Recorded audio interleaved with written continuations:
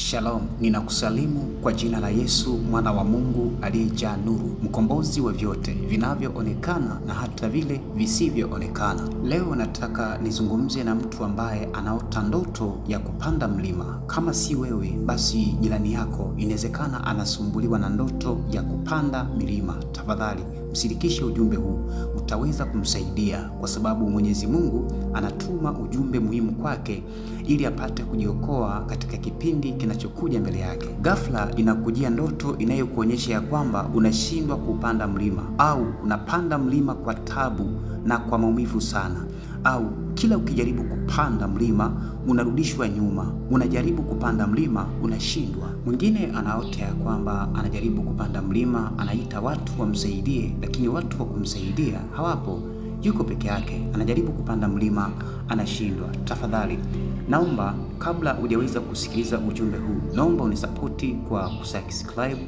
kucomment, kushare, kwa kumtumia mtu yeyote ambaye unatamani kuona ya kwamba anapata kufahamu ya kwamba ujumbe huu Mungu anazungumza nini kuhusu maisha yake. Sasa ninakwenda katika jibu la ndoto yako.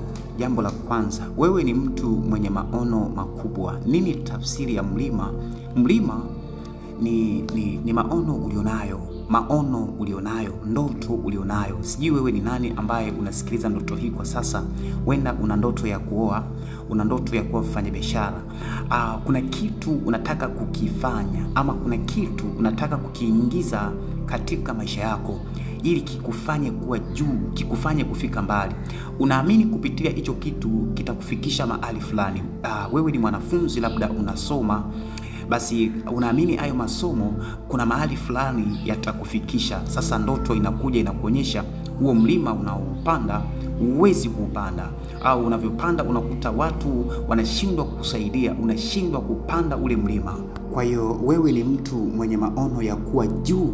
Unatamani kuwa juu kwa jambo gani sijui, lakini Mungu anakuonyesha kimwili inawezekana utaweza, lakini kiroho kuna tatizo ambalo unatakiwa kulishughulikia kwa haraka sana. Ndoto yako haitafanikiwa kama unavyoona katika mwili. Kwenye ndoto ya kwamba unashindwa kupanda ule mlima, basi wewe kama unafikiria kuoa, unasoma, unafanya kitu chochote, basi sikiliza yale ambayo nitakayokuambia, ambayo unapaswa kuyafanya kabla hujaendelea kupanda huo mlima. Huo mlima sio kitu kibaya, huo mlima ni kitu kizuri kwako, lakini kuna upinzani mkubwa sana katika hicho kitu unachokifanya. Jambo la kwanza ambalo unatakiwa kulifahamu katika huo mlima ambao unaupanda alafu unashindwa kuupanda, adui ameshajua kuhusu maono yako, ameshayajua na ameshayatambua. Kwa hiyo amejichanganya katika hayo maono yako na anahakikisha ya kwamba hayatafanikiwa. Kitendo cha kuota ndoto hii, adui ameshayajua maono yako na ameanza kukuzuia na usifanikiwe. Ndio maana unashindwa kupanda ule mlima. Sikiza nikuambie, leo katika mwili unaona una matokeo mazuri, lakini hii ndoto inakupa taarifa, baada ya kipindi fulani utaanza kuwa na matokeo mabaya au utakuwa na matokeo mazuri, kwa sababu haya maono unaonyeshwa adui ameshayaingilia tayari, na hautaweza kufika mahali ambako unakuzani kwenye fikira zako. Kama unavyoshindwa kupanda kwenye ndoto, ndivyo utakavyoshindwa kufanikiwa hiyo ndoto yako, hayo maono yako. Kwa hiyo ninaomba kwanza unisikilize vizuri sana, ukae chini, utafakari, alafu uone kile nitakachokueleza, kwa sababu hapa ndoto hii inakuonyesha kwamba hayo maono yako unayoendea, kuna kitu umepungukiwa, na hicho kitu nitakuonyesha hapo mbeleni kidogo. Sasa kitendo cha kupanda mlima alafu unashindwa kuupanda, unaonyeshwa ya kwamba hayo maono adui anakurudisha nyuma. Na sasa ikiwa adui anakurudisha nyuma, ni kwamba unaonyeshwa ya kwamba adui amekuzidi nguvu. Adui uliokutana naye kwenye hayo maono ana nguvu kuliko wewe. Hata kama unasali, hata kama unaomba, kuna kiwango ambacho adui amekuzidi.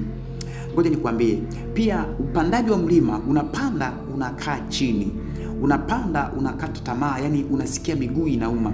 Maanake kuna kiwango ambacho we unacho, ambacho unamjua Mungu, bado hujazidisha kile kiwango zaidi, ukamjua Mungu zaidi ili akuwezeshe kupanda. Kifupi niseme hivi, huna neno litakalo kuwezesha kupanda huo mlima. Hata kama unayajua maandiko, kuna neno unalihitaji, kuna imani unahitaji. Kumbuka wanafunzi wa Yesu waliwahi kumwambia Yesu, tuongezee imani. Kumbuka wanafunzi wa Yesu, kuna mahali walitoa pepo alikutoka, alafu Yesu akawaambia, namna hii haiwezekani, haitoki bila kufunga na kuomba. Hebu nikwambie kitu kimoja, kuna vitu katika ulimwengu wa roho huwa havifunuliwi, havifichuki mpaka uyajue maandiko fulani. Kuna ndoto kwenye maisha yako haziwezi kuja, kuna vitu haviwezi kutokea katika maisha yako mpaka uyajue maandiko fulani. Daniel alipoota ndoto ambayo alifunga siku 21 ili afunue yale majibu ambayo yalikuwa yamefichwa, ilitakiwa aingie kwenye maombi, ajikane, asizungumze na mtu ndani ya siku 21. Zile siku 21 ndio zilimfunua yule malaika. Sasa nisikilize mpendwa, kuna vitu katika maisha yako vimefichwa, hauvijui, yani hauoni ushindi wako katika huo mlima. Kwa sababu gani? Adui amekuzidi akili. Na wewe mtu ambaye unayeona unapita kwenye kipindi hiki cha kuota ndoto, unarudi nyuma, unaota ndoto unashindwa kupanda mlima, unaota ndoto unashindwa kupanda mlima, ni kwamba adui amekuzidi nguvu, amekupunguzia kasi ya kumtafuta Mungu, amefanikiwa kutambua utumishi wako. Kwa hiyo ninaomba utafakari kuhusu utumishi wako vizuri sana, alafu kisha uendelee na hayo maono yako, kwa sababu hayatafanikiwa. Ngoja nikuambie kitu, kuna mtu kwenye huo mlima anapanda kwa kasi sana, na wewe ndio unaona kabisa katika huo mlima unashindwa kuupanda. Sasa ngoja nikuambie kitu hapo ili uweze kunielewa vizuri sana. Yaani mlima huo ndio umebeba nguvu ya wewe kufahamika na kujulikana kimataifa. Inabidi uvuke huo mlima. Mlima huo ambao unashindwa kuupanda unaonyesha kwamba adui pia ameingia kwenye maono hayo na anakukwamisha. Mlima huo unaonyesha baraka zako. Mlima huo unaonyesha ukubwa wa adui yako. Kifupi nataka nikwambie, basi Mungu anakujulisha tena, adui yako aliyekuinukia kwenye hayo maono yako ana nguvu sana, kiasi kwamba anakuzuia ushindwe kuyafikia hayo maono mahali ambapo wewe unatamani yafike. Unapoota ndoto hii, usiangalie kitu kimoja. Nataka ujifunze kuangalia mfumo mzima wa maisha yako, vitu vyote unavyovifanya, ndoa yako, watoto wako, masomo, kila kitu unachokifanya. Ndoto hii inakujulisha ya kwamba unaenda kuanguka. Kama unaona katika ulimwengu wa roho huwezi kupanda ule mlima, nataka nikwambie hutofanikiwa. Hata kama una kitu kizuri kinaweza kikaibiwa. Na mtu yeyote ambaye anaota ndoto hii, dalili ambazo ataziona katika maisha yake, kwanza, kama alikuwa anasoma, hata kama alikuwa anasapotiwa na ndugu zake, ghafla wataanza kumgeuka na kumsema vibaya, sapoti itakwisha. Kama unaishi kwenye ndoa, utaanza kuona ya kwamba kuna mambo yanajitokeza katika ndoa yako ambayo hayana suluhisho. Hapo tayari adui kashaingia kwenye ule mlima kutaka ndoa isifike mahali pa juu, isifike mahali mnataka. Na hapa wanaweza wakainuka hata marafiki zako wakatembea na mke wako. Na hiki kitu wakati mwingine unaweza kujiuliza, kwa nini rafiki yangu anatembea na mke wangu? Ni vitu ambavyo vinatengenezwa katika ulimwengu wa roho. Unalogwa tu, unatamkiwa kwamba mke wake atembee na rafiki yake. Kwa utaanza kuona kuna vitu vinatokea, marafiki, watu wa karibu. Sikiza nikwambie, mafanikio yako yapo katika ulimwengu wa roho. Usikifurahie kitu katika ushindi wa mwilini, kifurahie kitu katika ushindi wa rohoni. Kishikilie kitu ndani ya roho, usishikilie kitu mwilini. Mshikilie sana mke wako rohoni, mshikilie sana mume wako rohoni kuliko kumshikilia mwilini. Wachawi wanachokifanya huwa wanamshikilia mtu rohoni. Wakimshikilia rohoni ni ngumu sana sisi kumpata. Ndio maana kuna watu sisi tunao mwilini lakini wameshikiliwa rohoni, na si mara nyingi sana kitu ambacho tunafanya sisi wanadamu, tuna tabia ya kuwashikilia watu mwilini. Mchawi anajifunza au adui anajifunza kumshikilia mtu rohoni, mwilini atakuachia. Ndio maana unaweza ukawa na mume akusikilizi unaye lakini ameshashikiliwa rohoni. Unaweza ukawa na mke akusikilizi unaye lakini kashashikiliwa rohoni. Ndio hapo utaelewa ya kwamba unapodili na mke wako mwilini, wezako au mume wako mwilini, wezako wanadili naye rohoni. Kwa hiyo ukitaka kufanikiwa katika maisha, usijifunze kudili na mtu mwilini, jifunze kudili na mtu rohoni, kwa sababu kule ndiko ilikobebwa, ilikoshika control ya maisha yake. Sasa ukiona unapanda mlima kwa spidi sana, maana yake wewe una nguvu, una neno la kufanikiwa katika hayo maono. Ukiona unapanda mlima, yani huyu mtu wa kwanza, huyu anajua maombi, yupo vizuri kwenye neno, Mungu anamwambia unafanya vizuri. Ukiona unapanda mlima alafu watu wanakuacha, Mungu anakuambia, anakupa taarifa katika hayo maono ulionayo, watu ulionao waache, usiende nao, kwa sababu hao ni sehemu ya kukatisha tamaa. Ukiona unapanda mlima alafu mtu uliye naye anakukimbia, maanake unaonyeshwa ya kwamba utasalitiwa. Ukiona unapanda mlima alafu unaona ya kwamba mtu anakuvizia kukuchoma kisu, maanake katika hayo maono kuna mambo mawili: utafanyiwa jambo baya ambalo hutakuja usahau, au utauawa. Utafanyiwa tukio la mwilini kweli, utaibiwa. Lakini ndoto ya kupanda mlima na unashindwa kuupanda, hapo ndipo nataka tujadili sana, kwa sababu hiki ndicho kitu ambacho inabidi tukijadili zaidi ili mtu aweze kutoka hapa. Kupanda mlima na unashindwa kuupanda ule mlima, tafsiri yake ni kwamba hayo maono yako, usiponisikiliza hiki nitakachokuambia, hautafanikiwa. Jambo la kwanza nimesema, adui amekuzidi nguvu, adui ametambua maono yako, alafu amekuzidi nguvu, ameinuka sawasawa na maono yako, ana nguvu kuliko wewe. Kwa hiyo sasa kuna kitu kimoja ambacho hapa inabidi ukifanye. Jambo la kwanza, inabidi ujifunze kutambua maandiko matakatifu yatakayoweza kusaidia kupanda kwenye huo mlima, yani kuongeza matumaini, kwa sababu huyu ni mtu ambaye kwa tafsiri moja, kwanza amepunguza maombi. Kuna mambo ambayo amepitia, kuna vitu umekuwa ukiomba kwa muda mrefu, Mungu akujibu. Imefika wakati umekata tamaa, umevunjika moyo.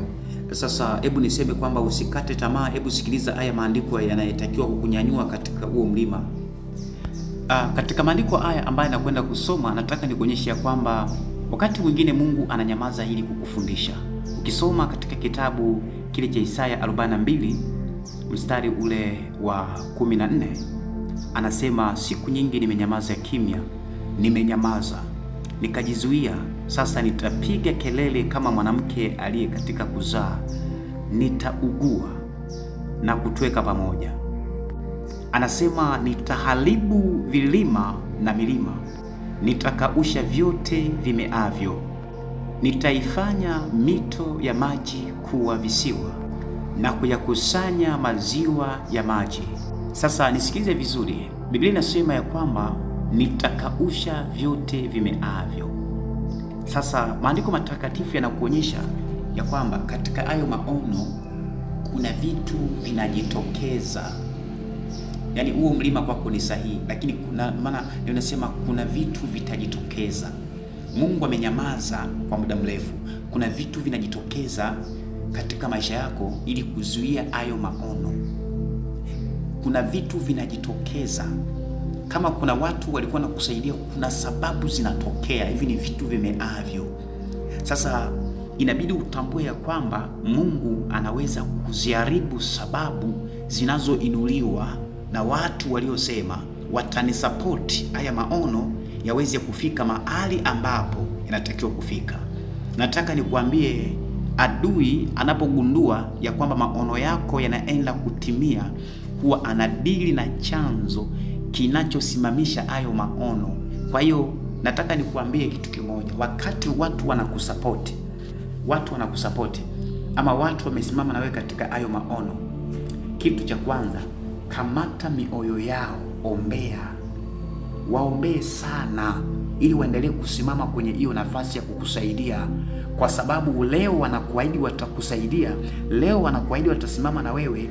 Usiangalie hizo ahadi, shetani ataenda kwenye ile mioyo yao.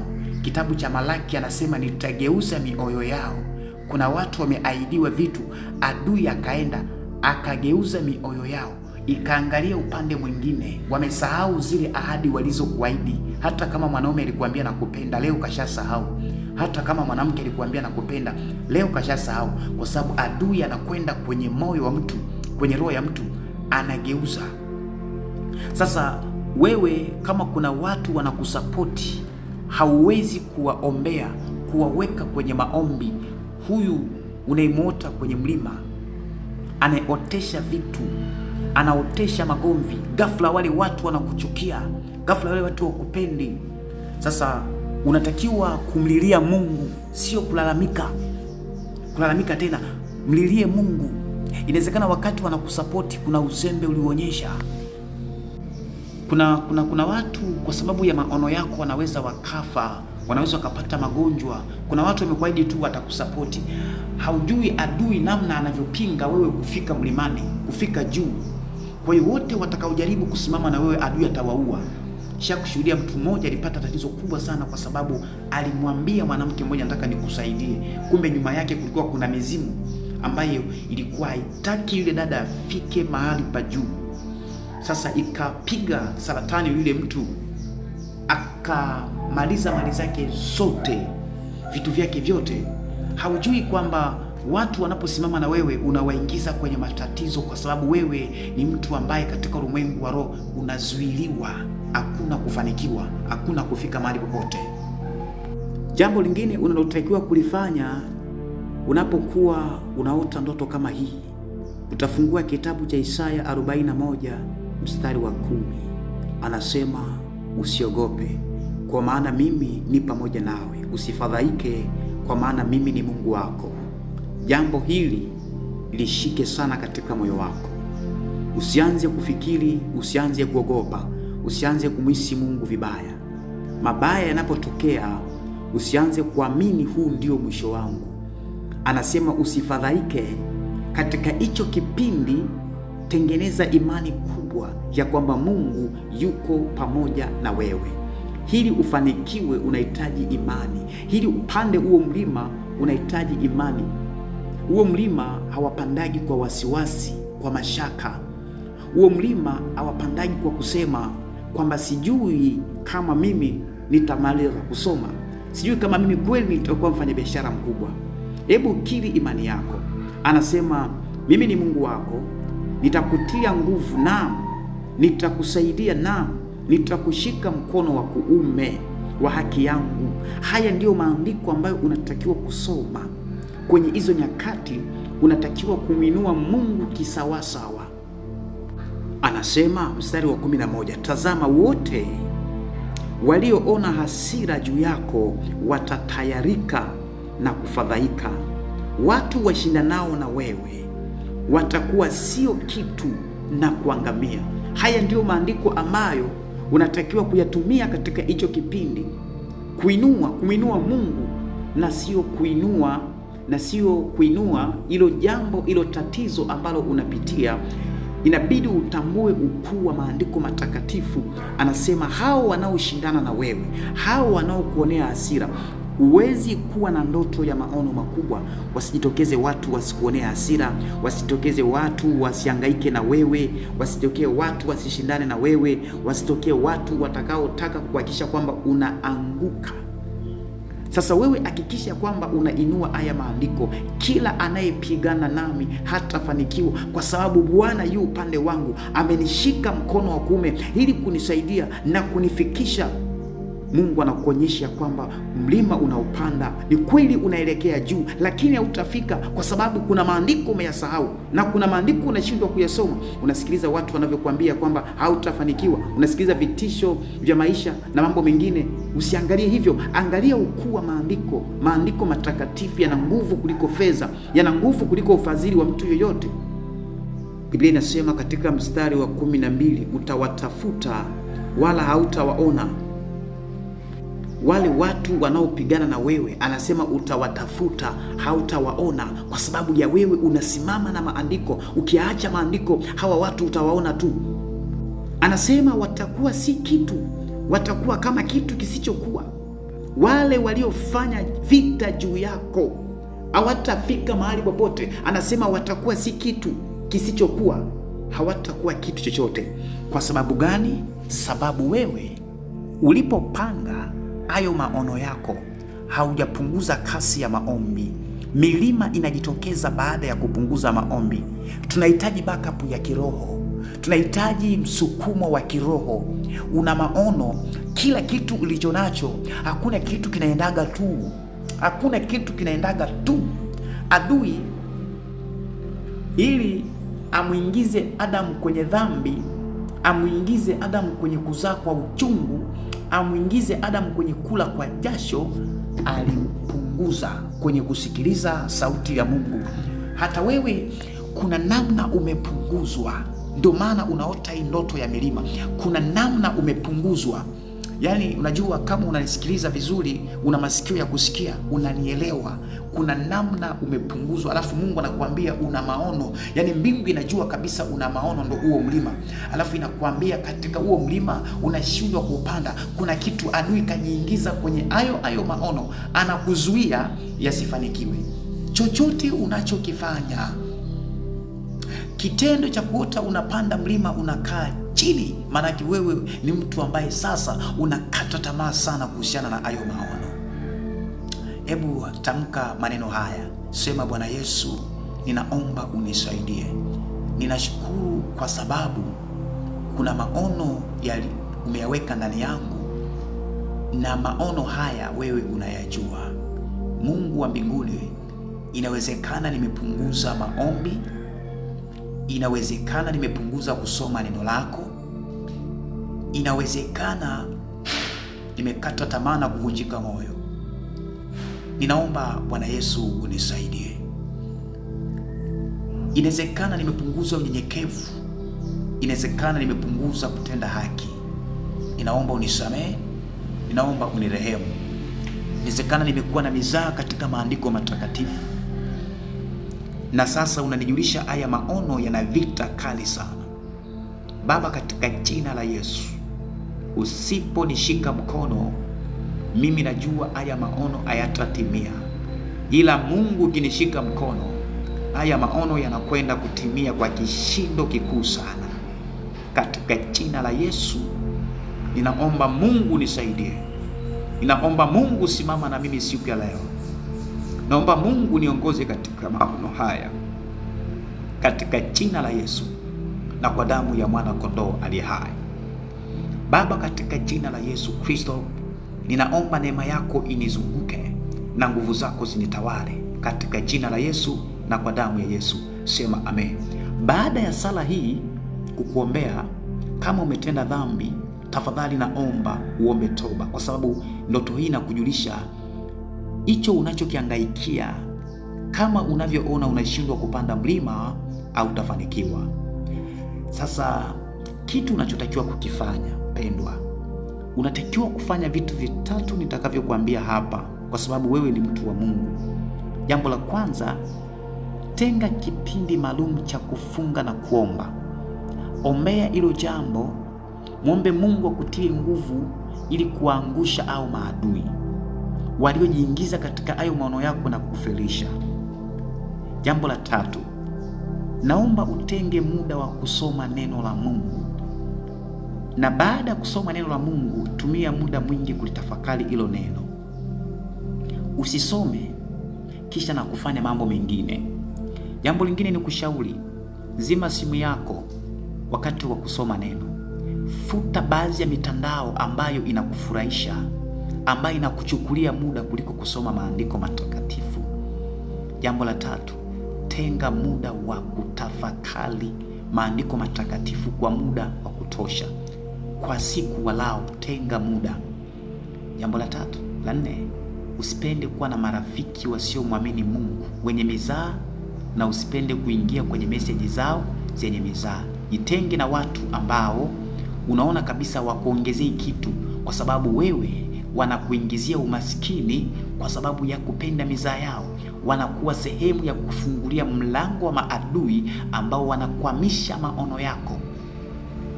Tafadhali isikilize Biblia, badilika sawasawa na maandiko yanavyokuambia.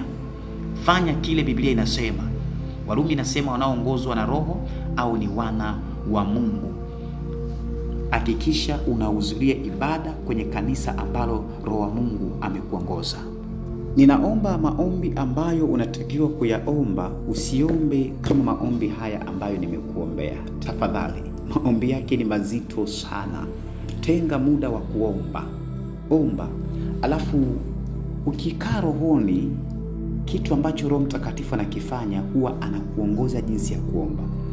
Mara nyingi kama utaomba na mtu, tafuta mtu anayependa sana maombi, alafu omba naye huyo mtu.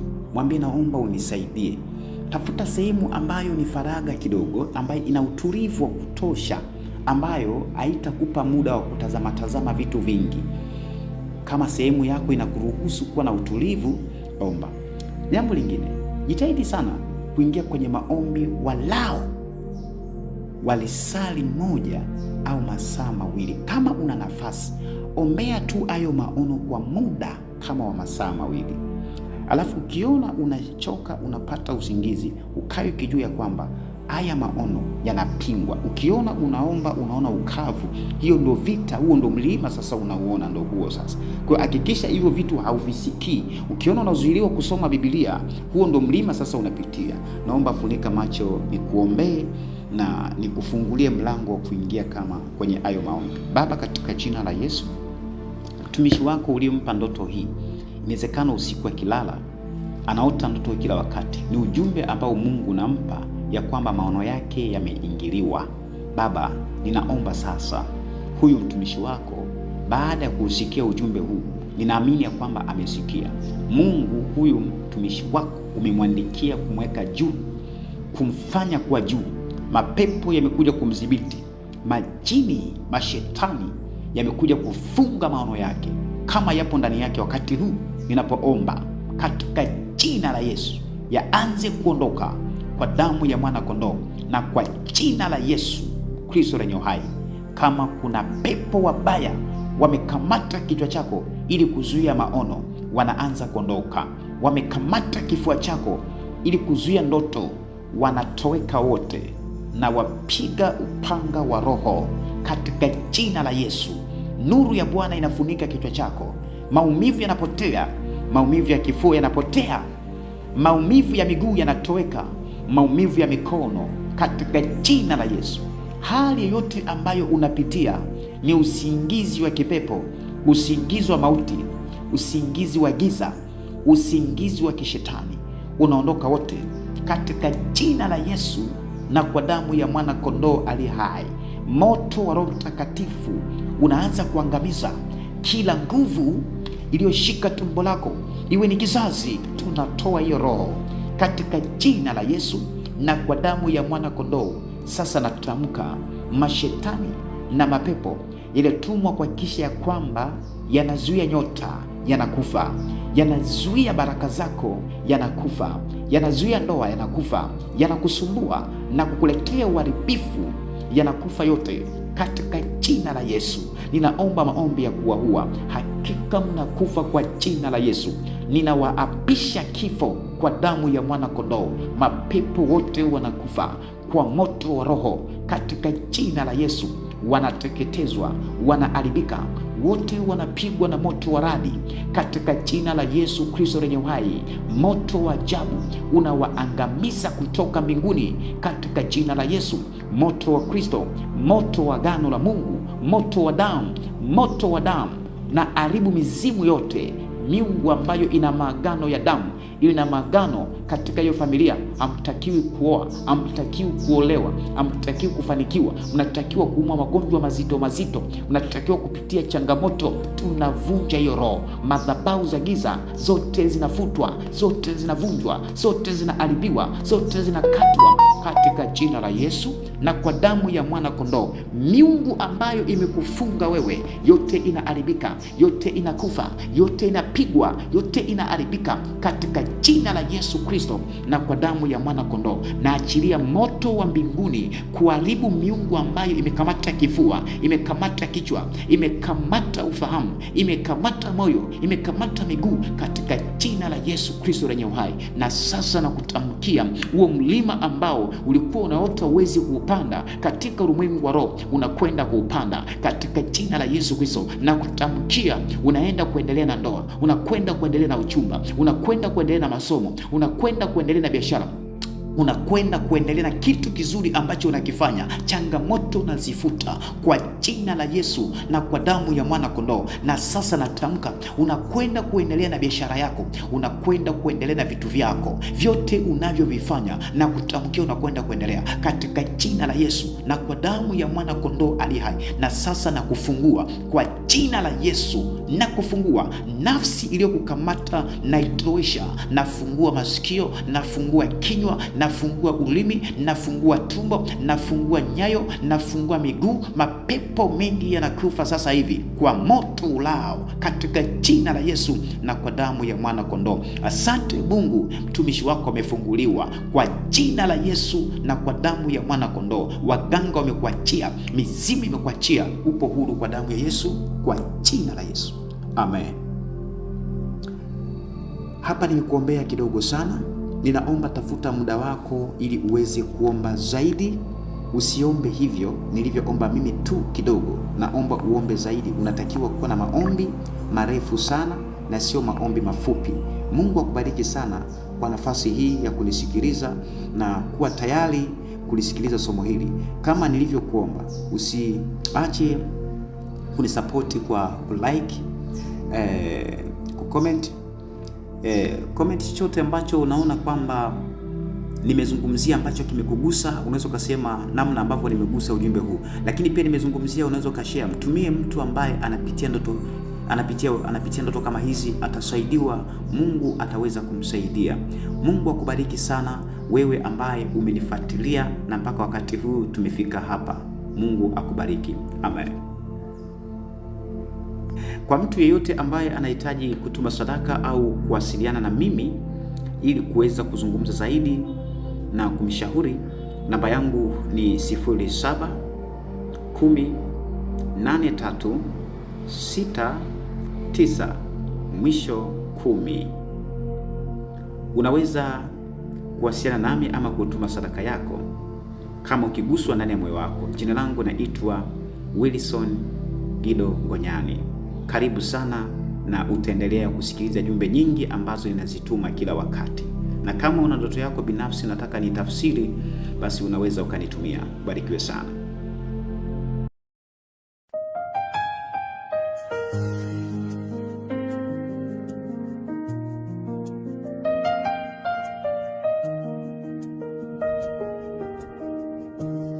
Nifundishe kuomba, Baba, maneno yakinipotea njiani, moyo wangu umechoka, machozi yanazungumza badala yangu. Ninakuja kama nilivyo, sina cha kujitetea. Sikia kilio cha moyo wangu leo, sijui nianze wapi, sijui nikuombe nini, lakini wewe unaona yote, hata yaliyojificha moyoni. Nifundishe kuomba Bwana, imani ikitetereka, nifundishe kukuamini hata sauti inapokosekana. Kama machozi ni maombi, wake mbele zako, nifundishe kuomba. E Baba wa mbinguni, giza linapozidi, Bwana, na tumaini likiwa mbali, nikumbushe wewe wasikia kila ninapoliita jina lako. Roho Mtakatifu huombea ninapokosa cha kusema, unabadilisha sauti dhaifu kuwa ibada tamu kwako. Nanyanyua mikono kimya, nainama kwa unyenyekevu, katika udhaifu wangu nguvu yako inanibeba. Aba Baba, nisikie sasa, nipo miguuni pako. Huu ndio moyo wangu, hii ndio ibada yangu. Nifundishe kuomba Bwana, imani ikitetereka. Nifundishe kukuamini hata sauti inapokosekana. Kama machozi ni maombi, yapokee